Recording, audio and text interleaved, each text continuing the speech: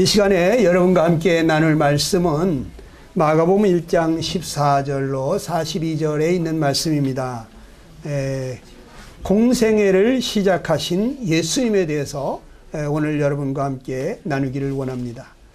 지난 시간에 제가 40일간을 금식하시고도 마귀의 시험을 능히 이기신 우리 주님에 대해서, 이 승리자가 되시는 주님, 시험을 이기신 주님에 대해서 말씀을 드렸습니다.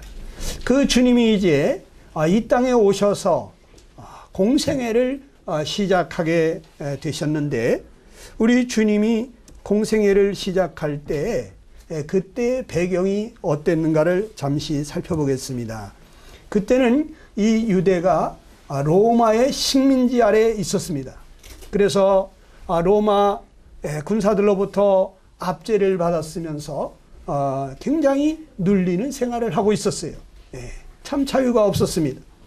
그래서 누군가가 와서 다윗 왕과 같은 그러한 강력한 왕이 와서 그들을 자유케 해주기를 바라는 그런 구원자를 필요로 하는 그러한 시대에 살고 있었습니다.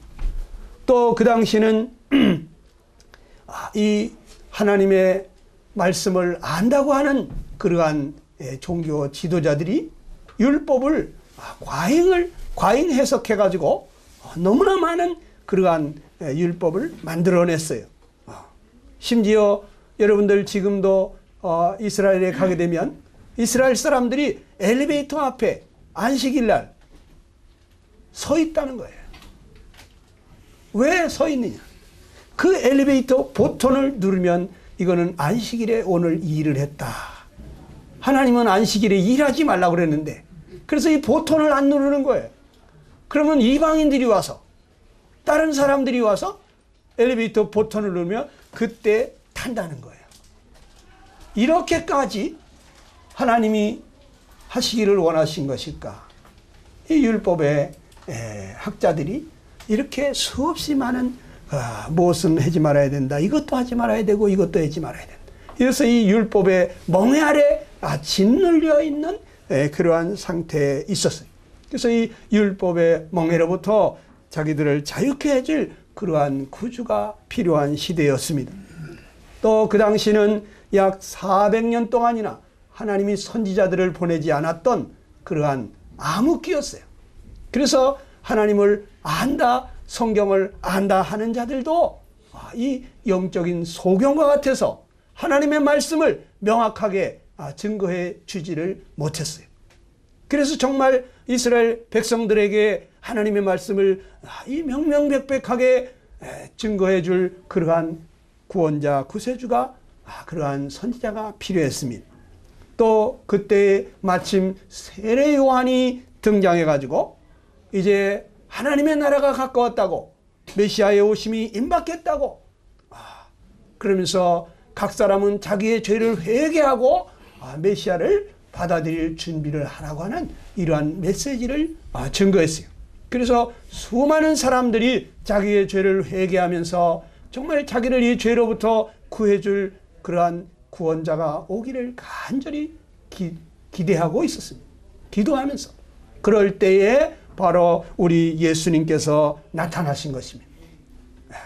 예수님께서 수많은 사람들을 이 율법의 멍에로부터 해방시켜 주시기 위해서, 또한 그들에게 하나님의 말씀을 명확하게 알려주시기 위해서, 또한 그들을 정말 평화로 다스리시는 평강의 왕이 되시기 위해서 정말 이 주님께서 오셨는데, 성경에는 우리 주님이 어떠한 사람들을 만나 주셨는지 말씀하고 있어요. 어느 날 주님께서 회당에 가셔서 두루마리 성경, 구약 성경 이사야서를 들어서 예수님이 왜 이 땅에 오셨는지를 이렇게 말해 줬습니다. 우리 한번 같이 읽어보겠습니다. 누가복음 4장에 있는 말씀입니다. 시작. 주의 성령이 내게 임하셨으니 이는 가난한 자에게 복음을 전하게 하시려고 내게 기름을 부으시고 나를 보내사 포로된 자에게 자유를, 눈먼 자에게 다시 보게 함을 전파하며 눌린 자를 자유케 하고 주의 은혜의 해를 전파하게 하려 하심이라 하였더라. 우리 주님께서 성령이 내게 임하셨다 하시면서 내가 가난한 자에게 복음을 전하게 하시려고 하나님이 그와 같이 하셨다 그랬습니다. 우리 예수님은 가난한 사람들을 찾아가서 복음을 전하셨습니다. 특별히 심령이 가난한 자 복이 있다고 말씀하시면서 천국이 저희 것이다 하고 말했습니다. 여러분, 심령이 가난한 사람들은 어떤 사람들일까요? 자기의 부족함을 느끼는 사람들인 거예요. 누군가 나를 도와줬으면 하는 사람들인 거예요. 여러분은 어떻습니까? 여러분이 심령이 정말 가난하십니까? 나의 연약함을 아십니까? 나의 부패함을 아십니까? 정말 누군가가 나를 이 죄로부터 자유케 해주시는 그러한 분이 필요하다고 하는 것을 느끼십니까? 어떻습니까? 나는 별로 부족한 게 없다. 이러신 분들은 예수님 만나기가 어려워요. 예. 여러분, 나는 정말 너무나 돌봄이 필요하다. 누가 나 좀 도와줬으면 좋겠다. 이러한 사람들. 우리 주님은 그런 사람들을 만나주시는 것입니다. 그런데 우리가 정말 부족한 자임에도 연약한 자임에도 불구하고 그걸 모른다는 거예요. 네. 우리가 하나님의 말씀을 보게 될 때 내가 어떤 자인지를 명확하게 알게 되는 것입니다. 그리고 또 우리 주님은 나를 보내사 포로된 자에게 자유를 주려고 그렇게 오셨다고 했어요. 포로된 자. 포로된 자는 정말 자유가 없는 것입니다. 우리 모든 사람들이 이 공중의 권세를 잡은 세상에 임금된 악한 원수 마귀에게 사로잡혀 있습니다. 그러나 본인들은 그걸 몰라요. 내가 지금 공중 권세 잡은 자에게 종로를 타고 있다고 하는 것을 전혀 모르는 것입니다. 이 세상에 임금이 되어 있기 때문에 마귀가 정말 이 세상을 통치하고 있는데 그가 만들어 놓은 모든 문화와 풍속과 전통을 통해서 수많은 사람들을 이끌어가고 있는데 이것이 하나님께로부터 온 것이 아니라 악한 원수 마귀로부터 온 것인데 우리는 이게 그냥 세상을 살아가고 있습니다. 이 세상이 전부인 것처럼 이기적인 삶을 살아가고 있습니다.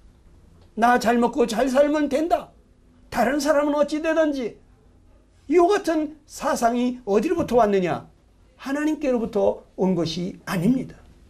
이건 마귀적인 것입니다. 하나님은 이타적인 분이십니다.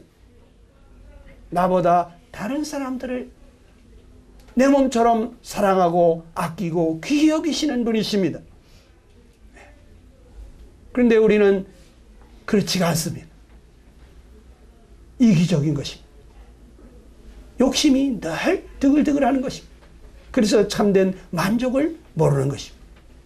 여러분, 나를 이 죄 가운데 살게 하면서 죄를 가지고 나를 끌고 다니는 이 공중권세 잡은 사단 마귀, 우리는 그 마귀에게 포로가 된 자들입니다.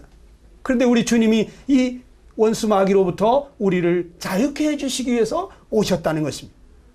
그리고 또 우리 주님은 눈먼 자를 다시 보게 하기 위해서 그들을 찾아간다는 거예요.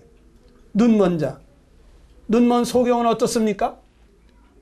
가르쳐주면 그때는 금방 아는 것 같다가 뒤돌아서면 전혀 모릅니다. 이게 그건가? 안 보이니까. 금방 가르쳐줬는데 손에 쥐어줬을 때는 압니다. 이게 그것이구나. 그런데 그것이 손에서 떠나는 순간 그때부터 이게 그건가? 방금 전에 얘기한 그것인가? 알지 못하는 것입니다. 그래서 이 눈먼 소경처럼 늘 가르쳐줘야만 되는 그런 사람들이 있습니다. 특별히 영적인 것에 대해서 전혀 알지를 못하는 사람들이 있습니다.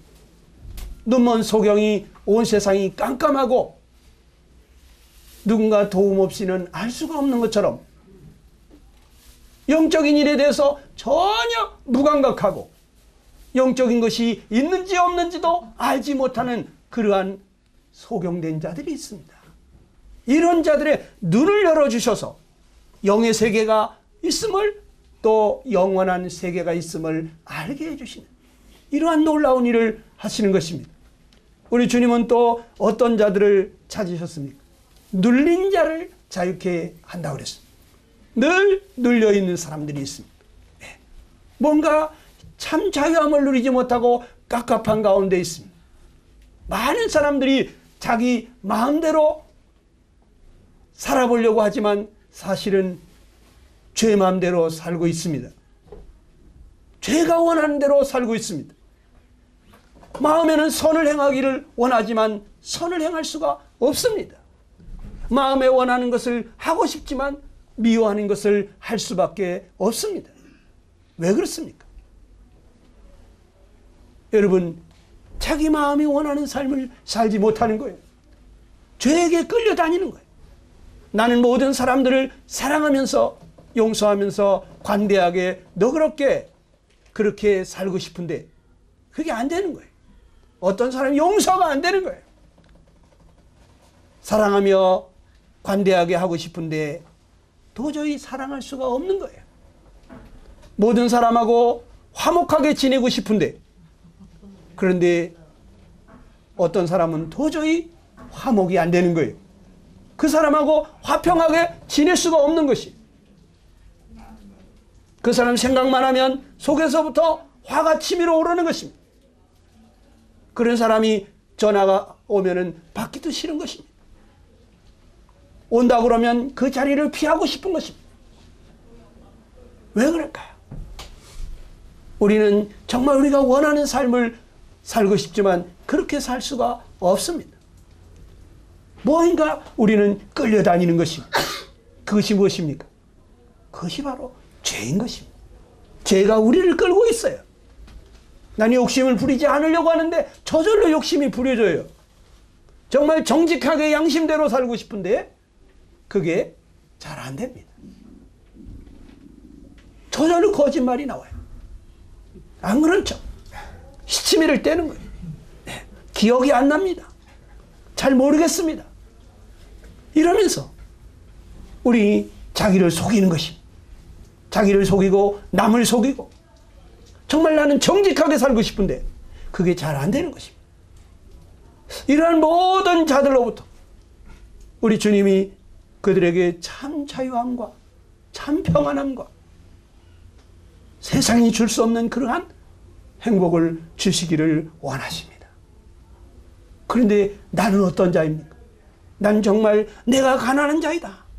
내가 정말 포로된 자로구나. 내가 이 마귀의 종살이를 하고 있구나. 내가 정말 눈먼 자이구나. 나는 영적으로 눈이 멀어 있구나. 나는 늘 죄에게 끌려다니는 이러한 삶을 사는구나. 여러분 그걸 느끼십니까? 전혀 못 느끼십니까? 아무 생각이 없이 사는 사람이 있어요. 왜 사는지도 몰라요. 그냥 물 흐르는 대로 떠내려가는 시체처럼 그냥 세상 흐르는 대로 세상의 조류를 따라서 그냥 그렇게 살아간 사람이 있어요. 아무 생각이 없는 사람이 있어요. 예수님은 정말 우리가 어떤 자인지를 알게 하시고 또한 거기서 우리를 구해 주시기를 원하시는 분이십니다. 예수님이 이렇게 가난한 자, 포로된 자, 눈먼 자, 눌린 자를 찾아다니시니까 예수님이 별명이 생겼어요. 어떤 별명? 예수님은 세리와 죄인의 친구로다. 이런, 저 사람은 세리와 죄인의 친구다. 아니 세리들, 그 매국노 같은 인간들, 또 저 창기와 같은 더러운 저런 죄인들을 같이 앉아서 밥을 먹고, 세리와 죄인의 친구로다, 동료로다, 이러한 평가를 받았어요. 그런데 이 세리와 죄인들은 누굽니까? 자기의 죄를 알고 정말 자기가 가난한 자, 포로된 자, 눌린 자, 눈먼 자임을 알고 정말 그 죄책감에 휘둘리면서 거기에서부터 해방받고 싶어서 정말 기다리던, 그런데 그 메시아가 나타났기 때문에 회개하면서 예수님께로 나온 사람들이에요. 회개한 사람들이에요. 회개한 죄인들을 우리 주님은 만나주시는 겁니다. 예수님이 이 땅에 오셔서 첫 번째 한 메시지가 무엇입니까? 우리 한번 같이 읽어보겠습니다. 마가복음 1장 15절 다 같이 시작.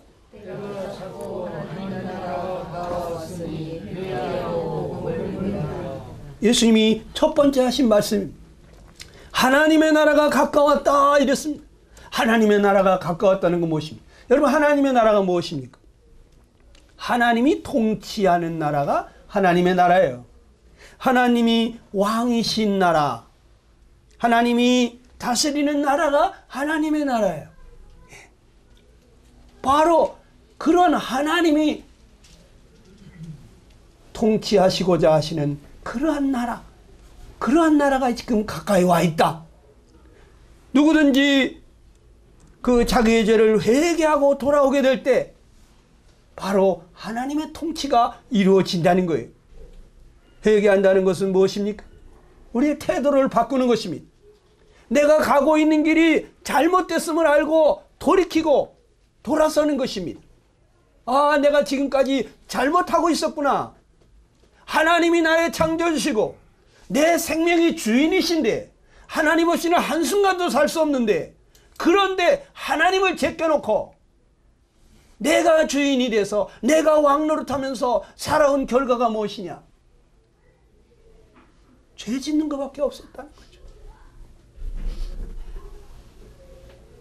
우리 인생을 뒤돌아보면 어떻습니까? 고생하며 근심하며 늘 죄의 전철을 밟아오지 않았습니까? 앞으로는 여러분 죄와 상관없는 삶을 살 수 있겠습니까? 안 되는 것입니다.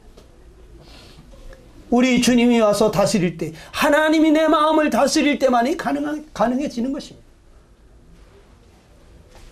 우리 주님은 회개하라고, 그리고 복음을 믿으라고 했습니다. 바로 이 복음은 우리에게 구원자가 오셨다, 우리를 죄에서 구원해 주시는 그런 분이 오신 이 기쁜 소식을 받아들이라는 거죠.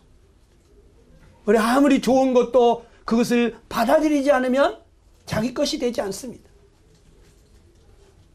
성경에 하나님은 죄의 삭은 사망이라고 말하면서 우리 모든 사람들이 죄 때문에 사망을 당한다. 그러나 하나님의 은사는, 하나님의 은혜의 선물은 그리스도 예수라고 표현했습니다. 바로 그리스도 예수님을 우리에게 선물로 주신 거예요.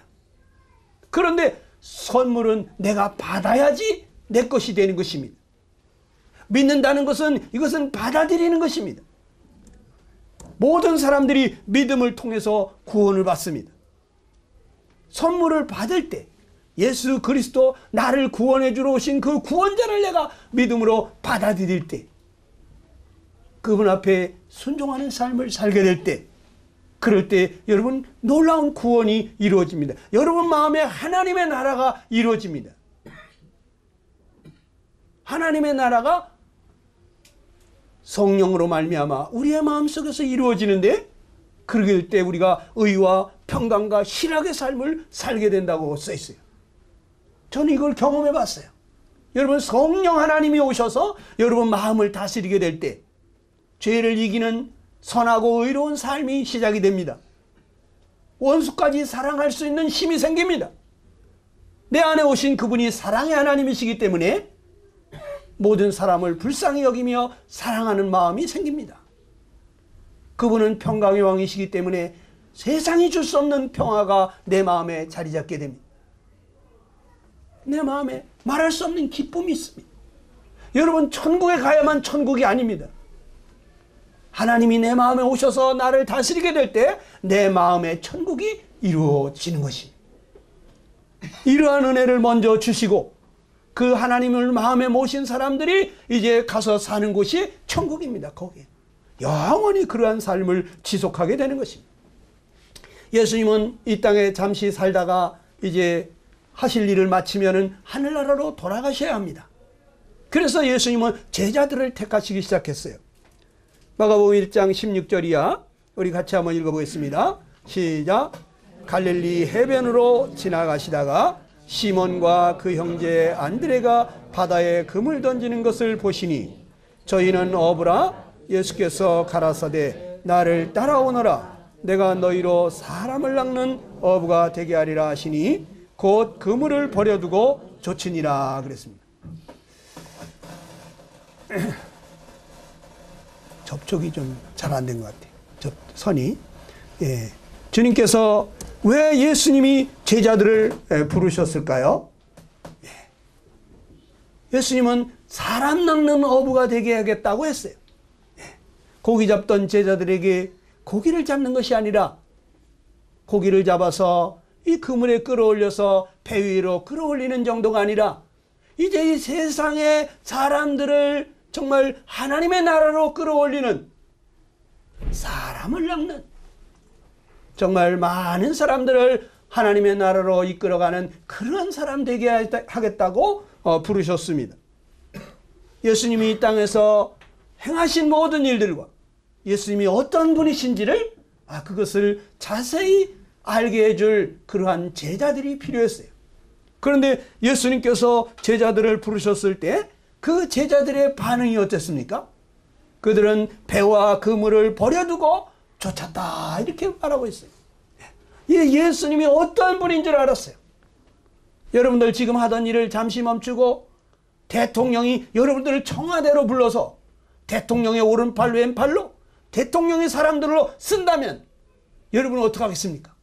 하던 일을 스톱하고 그대로 가지 않겠습니까? 그런데 이 대통령보다 더 놀라우신 만왕의 왕이신 온 세상 우주 만물의 창조주 되시는 하나님이 육신을 입고 오셔서 지금 제자들을 부른 거예요. 이걸 알아봤다는 거예요. 그래서 그들이 하던 일을 다 내려놓고 예수님을 따라갔다는 거예요. 여러분, 예수님이 여러분을 부르실 때 여러분 따라갈 의향이 있는지 모르겠습니다. 예수님이 누군지를 안다면 만사를 제껴놓고 따라가겠죠. 저는 우리 아들에게 그렇게 얘기합니다. 세상에서 인생살이 가장 가치 있는 일이 무엇이겠느냐? 지옥 갈 영혼들을 천국으로 가게 하는 이거보다 더 큰 일이 있겠느냐? 잠시 잠깐 사는 이 세상에서 잘 사는 것이 아니라 천년만년 영원한 복락을 누리게 하는, 이 영원히 잘 살게 하는 이 일보다 더 가치 있는 일이 있겠느냐? 늘 죄에게 눌려서 살고 있는 사람들에게 죄로부터 참 자유함을 얻게 하고 세상이 줄 수 없는 그러한 평화와 기쁨을 누리면서 행복한 인생을 살도록 하는 이 일보다 더 기쁜 일이, 더 가치 있는 일이 있겠느냐? 저는 그렇게 생각하고 삽니다. 또 우리 자녀들도 그렇게 살기를 간절히 기대하는 바가 있어요. 여러분, 예수님께서 제자들을 부르셨을 때 제자들은 바로 이 가치를 알았던 거예요. 그래서 예수님을 쫓아갔습니다. 예수님이 말씀을 가르치는데 사람들이 깜짝 놀랍니다. 우리 한번 마가복음 1장 21절을 읽어보겠습니다. 다 같이 시작.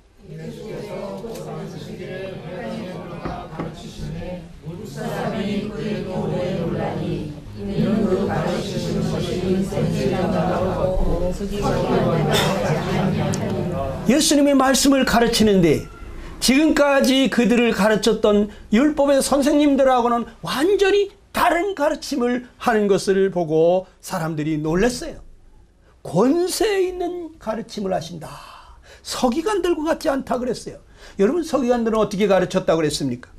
예수님이 서기관들의 가르침에 대해서 이렇게 말합니다. 서기관들은, 바리새인들은 이 모세의 자리에 앉아있다. 그러므로 무엇이든지 저희의 말하는 바는 행하고 지키되 저희 하는 행위는 본받지 말라. 저희는 말만 하고 행치 아니하며 또 무거운 짐을 묶어서 사람의 어깨에 지우되 저희의 모든 행위를 사람에게 보이고자 하여 한다고 말했습니다. 여러분, 모세의 자리에 앉아있다는 건 무엇입니까? 심판자의 자리에 앉아있는 것입니다. 사람들을 이 율법을 가지고 심판하는 것입니다. 경제하는 것입니다.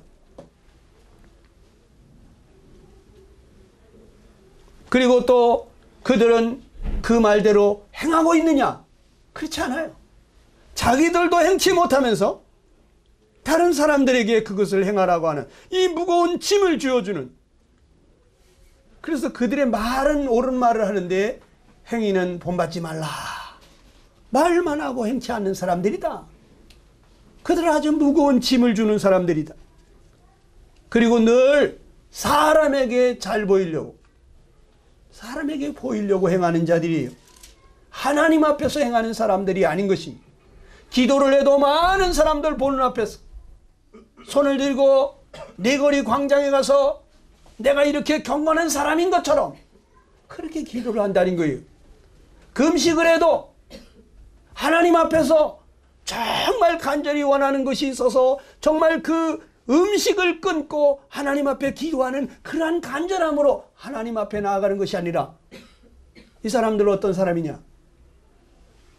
하루를 금식했는데도 40일을 금식한 사람처럼 그냥 표를 내고 다닌다는 거죠. 누가 봐도 너 지금 금식 기도하는구나, 다 알 수 있도록. 그런데 우리 주님은 너 얼굴에다가 기름을 좀 바르라. 금식할 때 얼굴에 좀 반짝반짝 기름을 발라라. 금방 밥 먹고 나온 사람처럼. 왜 사람들한테 그렇게 보이려고 하느냐? 하나님 앞에서 해라 이거예요. 여러분, 이 서기관들과 예수님의 가르침이 어떤 차이가 있습니까? 서기관들은 하나님의 율법의 말씀, 자기도 행치 못하는 율법의 말씀을 가르치고 있습니다. 그리고 그것을 가지고 사람들을 정죄하며 심판하고 있습니다. 그런데 우리 주님은 은혜의 가르침을 하고 있는 것입니다. 내가 너희를 사랑하는 것처럼 너희도 서로 사랑하라. 누가 잘못했다고 하면 70번에 7번씩이라도 용서해줘라. 용서해줘라. 원수가 줄이거든 먹이우고 목마르거든 마시게 해줘라. 너를 핍박한다고 같이 악으로 갚지 말고 선으로 악을 이겨라. 오히려 핍박하는 자를 축복하고 저주하지 말고 불쌍히 여기라는 거예요. 우리 주님의 가르침은 달라요. 은혜의 가르침을 하는 것입니다. 이 서기관들, 율법학자들은 심판자의 자리에서 사람들을 정죄하고 있지만 우리 주님은 섬기는 자의 자리에 있습니다. 나도 너를 정죄하지 아니하노니 가서 다시는 죄를 범치 마라. 더 큰 어려움이 생기지 않도록 죄를 범하지 마라. 이렇게 타일러 보내십니다. 그리고 그분은 친히 이 모든 인생들의 죄를 담당하시고 십자가에 나아가서 그분이 대신 우리의 죄를 대신해서 형벌을 받으시면서 우리의 죄를 담당해 주신 분이십니다. 이 주님이 어떤 분이십니까? 서기관들, 율법학자들은 이 사람들에게 무거운 짐을 지우면서 자기들은 그 짐을 지지도 않지만 우리 주님은 사람들의 마음 가운데 참된 쉼과 안식을 주시는 분이십니다. 누구든지 수고하고 무거운 짐진 자 있느냐? 다 내게로 오라. 내가 지어주겠다. 내 멍에를 메고 나와 함께 가자. 내가 도와주겠다. 우리 주님은 내 멍에는 가볍고 내 짐은 가볍고 내 멍에는 쉽다. 그러니까 나와 함께 가면 너희 마음이 힘을 얻으리라. 우리 마음 가운데 참된 안식을 주시기를 원하시는 분이에요. 이 서기관들은 외식하는 자들입니다. 겉다르고 속다른 사람들입니다. 사람들에게 보이고자 해서 모든 것을 말하고 행하는 사람들입니다. 그러나 우리 주님은 언제 그런 적이 있습니까? 우리 주님은 참으로 진실하신 분이에요. 하나님 눈총 앞에서 사는 사람입니다. 한 번도 거짓되게 행한 적이 없는 분이십니다. 우리 주님의 가르침은 서기관들과 달라요. 아주 권세 있는 가르침을, 능력 있는 가르침을 하셨던 것입니다.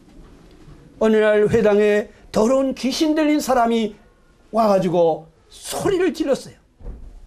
이 사람이 예수님을 보자마자 우리를 멸하러 왔나이까? 나는 당신이 누군 줄 아노니 하나님의 거룩한 자 아니십니까? 예수님이 굳이도 말했습니다. 잠잠하고 그 사람에게서 나오라. 더러운 귀신이 그 사람으로 경련을 일으키게 하고 큰 소리를 지르며 떠났다고 그랬습니다. 사람들이 얼마나 놀랐을까요? 어떤 사람도 귀신을 쫓아내지 못했어요. 근데 예수님께서 이 더러운 귀신아 조용히 하고 그 사람에게서 나오라고 이 말 한마디에 귀신이 큰 소리를 지르면서 떠났어요. 귀신들은요, 이 예수님을 알아본 거예요. 이 예수님이 얼마나 거룩한 분이신지, 이분이 하나님의 아들인지를 알아본 거예요. 이분이 자기들을 멸할 수 있는 심판자인 것을 알아본 거예요. 자기들을 심판할 영원한 지옥의 불못에 넣으실 그분이 인간의 몸을 입고 이 땅에 오신 것을 알아본 거예요. 근데 우리는 예수님을 알아보지 못합니다. 귀신들도 알아보는데, 귀신들도 벌벌 떠는데 우리는 예수님을 그렇게 경외하지 않아요. 두렵고 떨리는 마음으로 예수님을 대하지 않아요. 여러분, 예수님이 겸손하게 낮아지셔서 무릎을 꿇고 제자들의 발을 씻긴다고 예수님이 종이 아니에요. 그분은 스승인데, 하나님인데, 이 제자들을, 이 피조물을, 인간들의 발을 씻기시는, 이렇게 우리 인생을 사랑하시는 참으로 겸손하신 분이십니다. 우리는 은혜를 받을 때 은혜를 은혜로 대하지 아니하고 늘 은혜로 잘해주면 당연히 받을 것처럼 생각을 합니다. 고마운 줄을 몰라요. 하나님은 우리에게 은혜를 계속해서 베풀면서 회개하고 돌아올 기회를 주시는데 늘 그렇게 하시니까 회개치를 않습니다. 그런데 여러분, 갑자기 망한다는 걸 아셔야 됩니다. 갑자기 망합니다. 갑자기 어려운 일이 옵니다. 그럴 때야 두 손 들고 하나님 나 좀 살려주세요. 하나님 나를 불쌍히 여겨달라고 그때서야 손 드는 사람들이 있어요. 정신 차려야 됩니다. 여러분, 귀신들을 쫓아내는 이 예수님 도대체 누구십니까? 이분이 바로 거룩하신 하나님, 전능하신 하나님, 온 천지 만물을 창조하신 하나님이십니다. 어느 날 한 문둥병자가 예수님께로 달려왔어요. 우리 한번 같이 읽어볼까요? 다 같이 마가복음 1장 40절 이하 시작.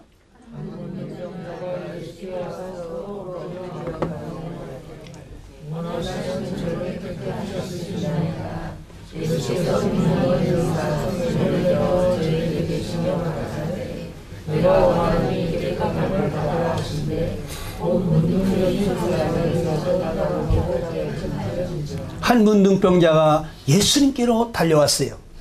예수님 앞에 꿇어 엎드려 간절히 기도합니다. 도와달라고, 원하시면 저를 깨끗게 하실 수 있나이다. 예수님이 민망히 여겼다. 예수님이 불쌍히 여겼어요.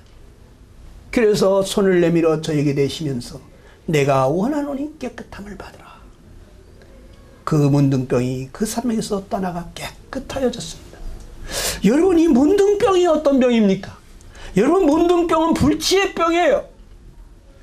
사람들이 저주받은 사람이라고 할 정도로 저주받은 병이에요. 그런데 이 병이 전염성이 있어요. 다른 사람에게도 옮긴다는 거죠. 그렇기 때문에 사람들은 이 문둥병자들을 분리시켰습니다. 사랑하는 가족이지만 문둥병이 들면 같이 못 살아요. 저 산골짜기 계곡에 사람들이 가지 않는 그런 곳에, 동굴 속에 이런 데 가서 살아요. 가끔 가다가 음식을 갖다가 이렇게 주면은 그 음식으로 연명하면서 사랑하는 사람들과 함께 살 수가 없습니다. 꼭 이 문둥병이 바로 우리 죄와 같습니다. 사람들이 왜 사랑하는 가족들과 같이 살지 못하고 철창에 갇혀가지고 감옥에 삽니까? 왜 그렇습니까? 왜 그렇죠? 건이는 왜 그렇다고 생각해요? 왜 어떤 사람들이 사랑하는 아버지, 사랑하는 가족들과 같이 살지 못하고 철창에 갇혀 있습니까? 그건 죄 때문입니다. 죄. 그 죄가 사랑하는 사람 서로 같이 살지 못하게 이렇게 격리를 시키는 것입니다. 그런데 이 문둥병이 바로 그러한 병인 것입니다. 문둥병에 걸리게 되면 사랑하는 가족과도 함께 살 수가 없는 것입니다. 근데 이 문둥병 환자가 어떻게 예수님을 만났을까? 이 예수님에 대한 소식을 들었던 것 같습니다. 그래서 예수님 앞으로 달려나왔어요. 만약에 거기 사람들이 있었다면 돌팔매를 당했을 거예요. 이 부정하다, 부정하다. 이 더러운 문둥병자 저리 가라고 돌팔매질을 했을 겁니다. 그런데 그 돌팔매 당하는 것을 각오하고 아마 돌팔매를 당하면서 예수님 앞에 달려나왔을지도 모르겠어요. 예수님을 어떤 분으로 믿었을까요? 아, 이분이 바로 메시아가 아닌가. 이분이 바로 다윗의 후손으로 오신다던 바로 그 평화의 왕이 아니실까.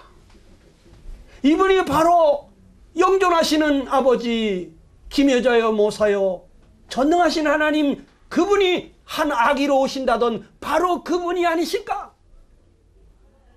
그렇지 아니하고 어떻게 그 많은 사람들을 고치셨을까? 어떻게 무리를 걸어가셨을까?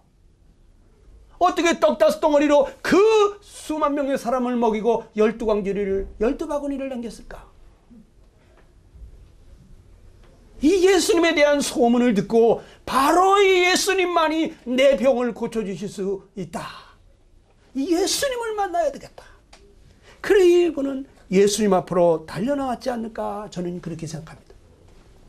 문둥병자가 예수님 앞에 달려나와서 무엇을 했습니까? 그는 간절히 구했다고 성경은 말해주고 있어요.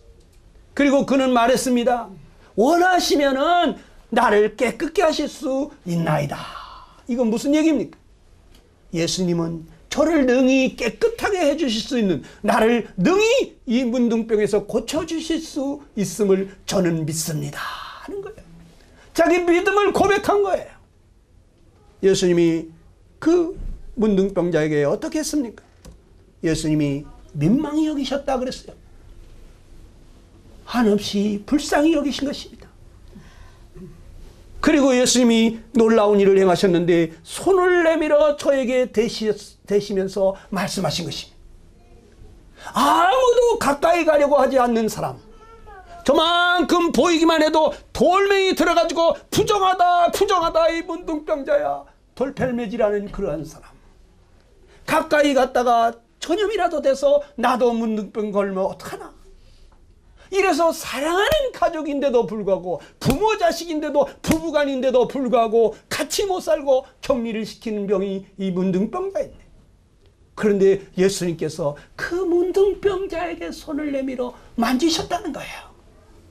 그 문둥병자의 그 고름이 흐르는 그 얼굴을 감싸 안으시면서 어루만지시면서 내가 원하노니 깨끗함을 받으라, 이렇게 하실 때 이 문둥병자가 얼마나 감동이 되었을까. 세상에 자기를 만져주는 사람 아무도 없었어요.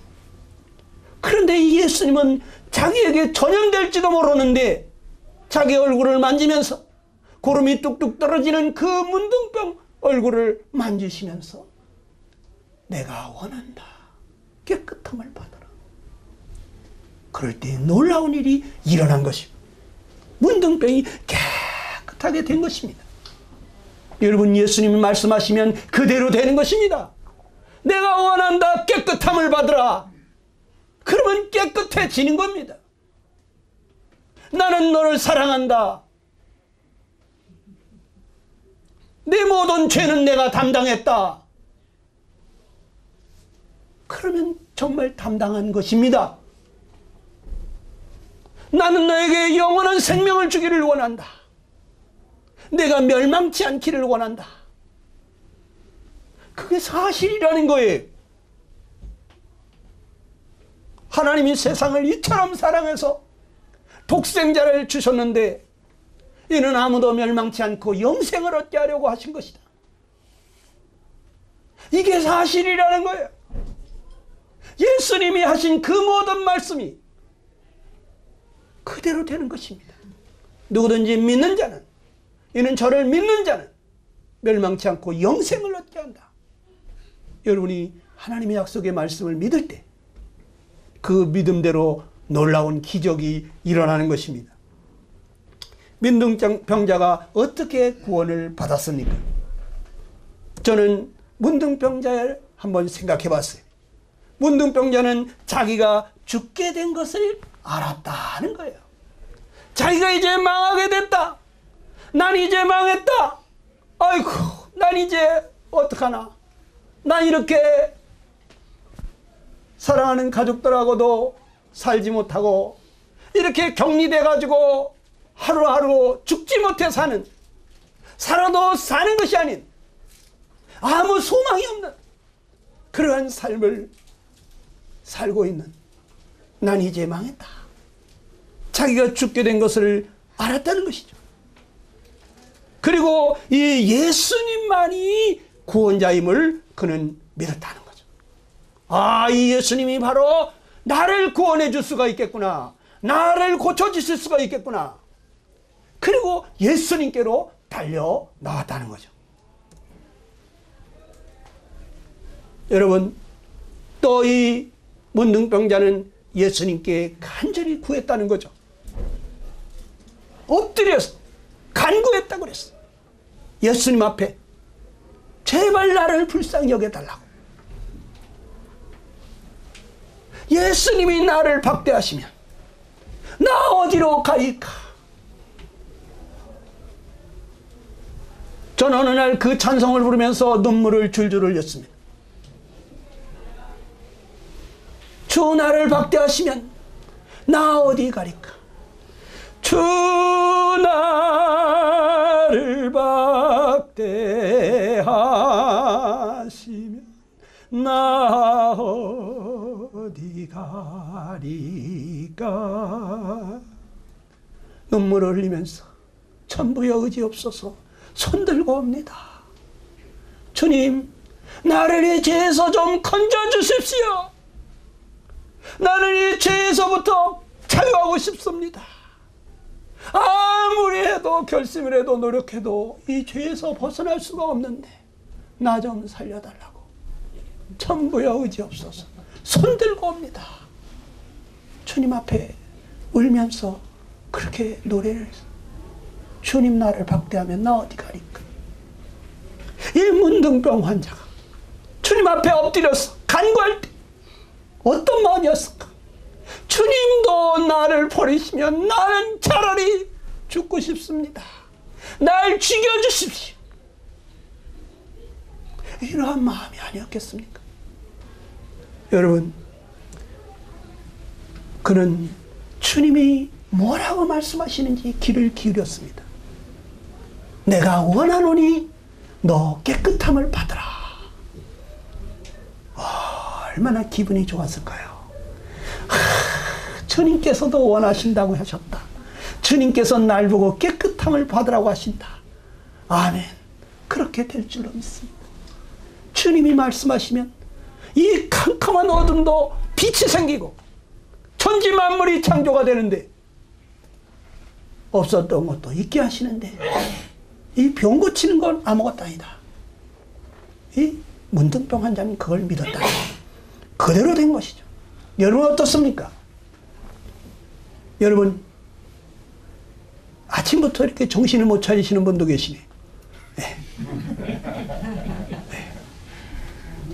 어떤 분들은요, 하나님 앞에 나오기만 하면, 이 예배당만 오면은 그냥 졸음이 쏟아진다. 저희 어머니가 예전에 그랬거든요. 네. 그런데 다 끝나면 정신이 발짝 는대. 그런데 저희 어머니가 구원을 받고 나더니요, 어떻게 그렇게 말씀이 썩썩 들어오는지 졸음이 없어졌대. 여러분, 이상하게 교회 오기만 하면 설교 시간만 되면 졸음이 이상하게 쏟아지시는 분들이 계시죠. 여러분 기도하셔야 됩니다. 악한 원수 마귀는 우리 마음을 혼미케 해서 하나님의 아들의 영광의 광채가 복음의 광채가 비치지 못하게 하는 것입니다. 여러분 지옥으로 끌고 가려고 하는 것입니다. 내 옆자리에 혹시 그런 사람이 있으면 꼬집어 뜯으세요. 같이 앉았다가 한 사람은 천국으로 가면서 옆에 있던 사람 지옥에 떨어지면 뭐라고 그러겠습니까? 야 너는 천국에 가면서 나 지옥 갈 줄 알았으면서 그런데 어떻게 그때 내 잠을 안 깨웠냐고 이 나쁜 인간아 하면서 얼마나 욕지거리를 해야 되겠습니까? 사태질 해야 되겠습니까? 그때 미안하다고 하겠습니까? 왜 그때 내가 꼬집어 뜯질 않았나? 여러분 오늘 문둥병 환자를 생각하면서 그가 그 불치의 병에서부터 고침을 받은 걸 생각할 때 나는 어떤 자인가를 한번 생각해 보시기 바랍니다. 내가 죽게 된 것을 여러분은 알고 있습니까? 문둥병 환자는 나는 망했다 이제. 난 이제 인생 종쳤다. 난 망하게 됐구나. 정말 자기가 이제 죄 때문에 망하게 됐다는 거, 절대 행복할 수 없다고 하는 것을, 이것을 모르는 사람들이 많아요. 저는 행복하게 살고 싶어서 혈서까지 쓰면서 세상에 돈, 권세, 명예 이거 잡으려고 혈서까지 쓰고 공부하던 사람이에요 제가. 그런데 그거 다 가져도 내가 마음에 원하는 삶을 살 수 없다고 하는 것을 깨달았어요. 내 마음이 원하는 삶을 살지 못하고 내가 원치 않는 삶을 살 수밖에 없다면, 그렇다면 돈도 권세도 명예도 나를 행복하게 해줄 수 없겠구나. 그 원인이 뭐냐? 그게 바로 내 속의 죄라는 거예요. 욕심 안 부리려고 해도 안 됩니다. 모든 사람하고 화목하고 싶은데 안 됩니다. 사랑하며 용서하며 관대하게 살고 싶은데 안 됩니다. 항상 기쁘게 살고 싶은데 안 됩니다. 왜? 죄 때문에. 그래서 이 죄 문제 해결하려고 하나님 나를 이 죄에서 좀 건져달라고 울부짖었어요. 여러분 내가 이 죄 때문에 죽게 된 거 아닙니까? 예수님만이 나를 죄에서 구원해 주실 수 있는 분임을 여러분 믿으십니까? 예수님만이 심판자시고, 예수님이 귀신도 내어 쫓을 수 있고, 악한 원수 마귀도 멸하실 수가 있고, 예수님은 말씀하시면 그대로 되는 거예요. 예수님만이 나를 구원해 줬어요. 문둥병자는 예수님께 간구했습니다. 나 정말 예수님께 간구합니까? 예수님 나 좀 구원해 주세요. 이대로 못 살겠어요. 차라리 날 데리고 가세요. 예수님 앞에 여러분 부르지도 봤습니까? 간절히 예수님께 기도해 봤습니까? 그리고 여러분 예수님이 뭐라고 말씀하시는지 성경을 열어서 보세요. 예수님 말씀하시면 그대로 됩니다. 어느 날 성경을 보는데, 제가 그렇게 부르짖으며 기도하다가 성경을 보는데 갑자기 성경 말씀이 저에게 믿음으로 와닿습니다. 성령께서 이 말씀이 무슨 뜻인지를 저에게 믿어지게 하고 이해시켜 주십니다. 제 마음에 놀라운 기적이 일어났어요. 성령이 제 마음에 임했어요. 말씀을 듣는 순간 성령께서 그 말씀을 사용하셔서 저를 구원하시는 이 놀라운 일이 일어났어요. 여러분 기도할 때, 말씀 볼 때, 말씀에 귀를 기울일 때 놀라운 일이 일어납니다. 우리 이 시간 기도하겠습니다. 여러분 잠시 눈을 감으시고 주님 앞에 기도하시기 바랍니다. 하나님은 어떤 사람을 찾으십니까? 하나님은 상한 심령을 찾으십니다. 상하고 통회하는 마음을 주님께서는 멸시하지 않는다고 했습니다. 온 땅을 두루 감찰하시면서 전심으로 자기를 찾는 자들에게 능력을 베푸신다고 약속하셨습니다. 여러분 이 시간 주님 나를 불쌍히 여기십시오. 제가 문둥병자 같은 죄인입니다. 주님이시여, 사랑하는 하늘아버지와 함께 살 수 없고 영원히 격리되어 영원히 멸망할 수밖에 없는 이 불쌍하고 가련한 자, 나를 이 죄에서부터 좀 건져주십시오. 주님 앞에 여러분 기도하시기 바랍니다.